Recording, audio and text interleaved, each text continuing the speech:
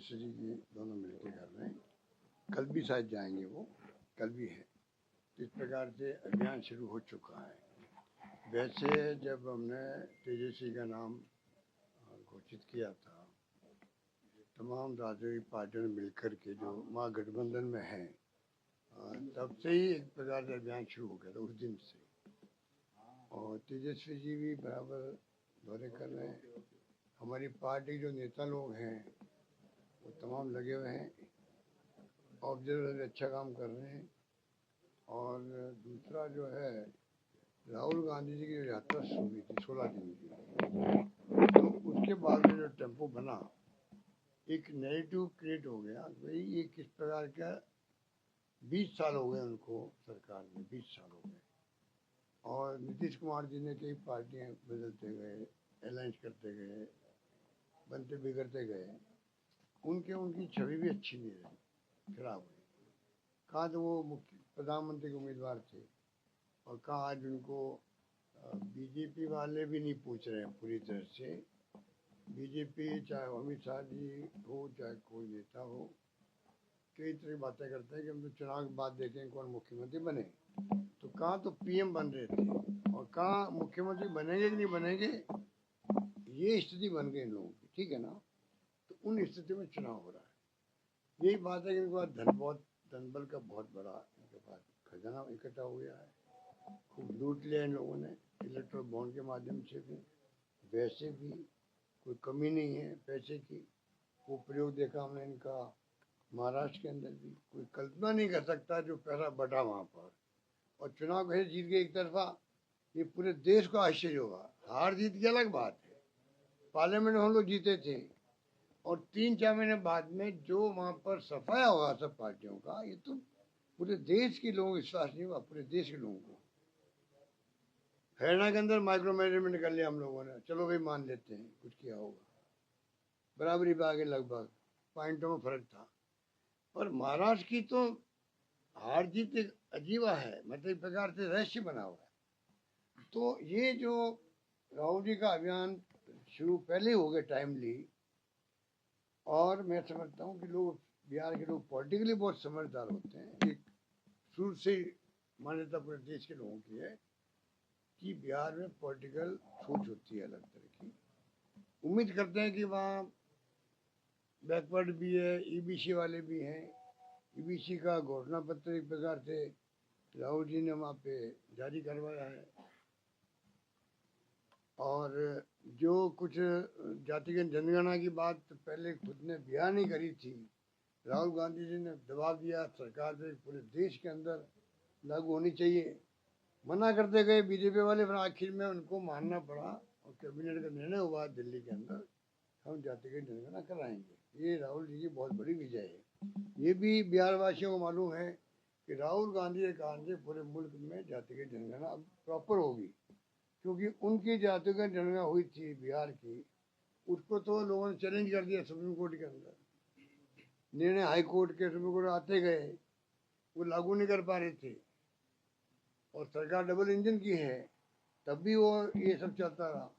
अब तो राहुल जी के दबाव से जो मोदी जी की गवर्नमेंट ने जो फैसला किया कि हमें करवाएंगे, ये बहुत बड़ी विजय उनकी है। सब जाते हैं, उम्मीद करी थी कि एक बार 1931 में हुई थी, 31 के बाद में कभी नहीं हुई। तब कम से कम एक आ गया मामला, तब मालूम पड़ेगा भाई कौन जाते कितने लोग हैं। तो जो स्कीमें बनेगी भारत सरकार की, विभागों की या राज्यों की, तो एक साइंटिफिक वे से बन पाएगी। तो एक अच्छा फैसला हो गया। ये तमाम बातें आपके मैं इसलिए बोल रहा हूँ कि बिहार के चुनाव में एजेंडे के अंदर नैरेटिव के लिए ये काम आ रही है। लोगों में ये डिस्कशन होता है गांव-गांव में और कस्बों के अंदर, शहरों के अंदर भी, आपस के अंदर। मैनिफेस्टो आया परसों 28 को, कल ही। मैनिफेस्टो भी जो है 25 लाख का बीमा उन्होंने कर दिया जो अपने यहाँ पर था। सबसे पॉपुलर स्कीम राजस्थान की ये रही है कि हर घर में इलाज फ्री हो गया, दवाएं फ्री, टेस्ट फ्री और इलाज का ऑपरेशन फ्री। ये बहुत बड़ा निर्णय किया बिहार के मैनिफेस्टो में, महागठबंधन ने किया है। तो मैं समझता हूँ कि एक मैसेज गया है। फिर जो और भी जो बिजली को लेके, पानी को लेके, नौकरी को लेके जो वादे किए गए मैनिफेस्टो में, एक 35 साल का नौजवान जो है, जिस प्रकार राहुल गांधी जी के साथ में दौरे किए वहाँ पर, और अब जो है राहुल जी के दौरे के बाद में उसने जिस प्रकार से मैनिफेस्टो में अपनी भागीदारी निभाई भी है, तो राहुल गांधी की जो भावना थी, पब्लिक क्या सोचती है उसके अकॉर्डिंग टू आप ये मैनिफेस्टो बनाओ, पब्लिक को पूछ के बनाओ। वो स्थिति बन चुकी है, उसी में ये वहाँ पर मैनिफेस्टो बना है और उसका बड़ा इम्पैक्ट रहेगा तमाम स्कीमों का। और तेजस्वी जी का मैंने कल सुना मैनिफेस्टो के बारे में भी डिस्कशन में देखा मैंने कि उनको पूरी 2 बार डिप्टी सीएम रहे हैं, पूरी नॉलेज है उनको स्टेट की, तमाम आंकड़े उनके सामने हैं, साथ में हैं। और वो मैं समझता हूँ कि मजबूती के साथ में ये चुनाव जो है दंगल, क्योंकि किसी ने ठीक कहा है कि ये तो चुनाव होता है लोकतंत्र के अंदर और ये युद्ध होता है, तो चुनाव में लोकतंत्र में तो नॉन वायलेंस होता है, क्योंकि डेमोक्रेसी है, कोई जीतो कोई हारो। और जब दंगल होता है, संघर्ष होता है, वहाँ क्या होता है, वायलेंस होती है, वायलेंस युद्ध की तरह लड़ रहे हैं, क्योंकि इनका विश्वास है नहीं डेमोक्रेसी के अंदर। युद्ध की तरह ये इनके प्रकार साम दाम दंड भेद उसके माध्यम से चुनाव कहीं जीते हैं, ये उनकी थ्योरी है पूरे देश के अंदर। धर्म के नाम पर कर दिया, हिंदू धर्म, क्या बाकी लोग हिंदू धर्म के लोग नहीं है क्या? आंकड़े बताते हैं कि कोई ये जो इनके परसेंटेज आ रही है वोटों की, वो 40 से नीचे आ रही है। तो 100 वोट पड़ते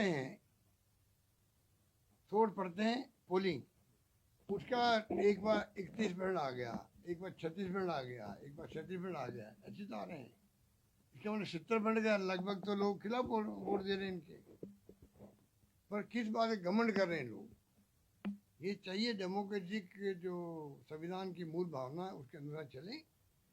और जो हालात बन गए देश में अहम घमंड के कारण से लोग बहुत चिंतित हैं, लोग जेलों में जा रहे हैं बेचारे। आलोचना करना तो देश थोड़ी हो गया यहाँ पर, देश के अंदर डेमोक्रेसी का तो मुख्य भाग है नॉन वायलेंस और सबको साथ लेके चलने वाली बात है। आलोचना को सुनने का मादा होना चाहिए, वो इनमें नहीं है। ये तमाम बातें जो है ये बिहार चुनाव में नेगेटिव बनेगा हमारा, ये मैं कह सकता हूँ। महागठबंधन का सर अच्छा एक राइज हुआ है पिछले कुछ दिनों में, एक अच्छा नेट टू नेट फाइट में अब लोग कह रहे हैं कि नेट टू नेट फाइट है। मैंने कहा ना आपको कि इस बार चुनाव जीतना हमारे लिए बहुत ज़रूरी नहीं, देश के लिए ज़रूरी है। और ये चुनाव खाली बिहार का नहीं हो रहा है, इस प्रकार से देश में मैसेज देने का चुनाव है कि हरियाणा के अंदर क्या हुआ, दिल्ली में क्या हुआ और महाराष्ट्र में क्या हुआ। और इनको घमंड आ गया, तो घमंड अगर रहता है, अहम घमंड रहता है, तो डेमोक्रेसी के अंदर वो उचित नहीं है। मैं मानता हूँ अब इनको एक 20 साल के बाद में बदलाव चाहिए, बिहार को बदलाव होना चाहिए और पूरी ताकत लगाएगी महागठबंधन। तमाम महागठबंधन के पार्टनर हैं, सब एकजुट हैं, लोग लगे हुए हैं और हम लोग कामयाब होकर आएंगे। फसल खराबे का लोगों को मुआवजा नहीं मिल रहा, आपने भी कल क्या करें, इनका मुख्यमंत्री पत्र लिख दिए, बार बार याद दिला रहे हैं लोगों को। हम लोग 22-23 का मुआवजा नहीं मिला है। भरतपुर के लोगों का आते हैं, वो भरतपुर के लोग भी आते हैं, जोधपुर डिवीजन के लोग आते हैं कि वहाँ भी 23 का मुआवजा नहीं मिल रहा है किसानों को। आज 25 चल रहा है, तो आप कल्पना कीजिए कि अब फिर बरसात हो गई है, तो नुकसान जो हो रहा है इनको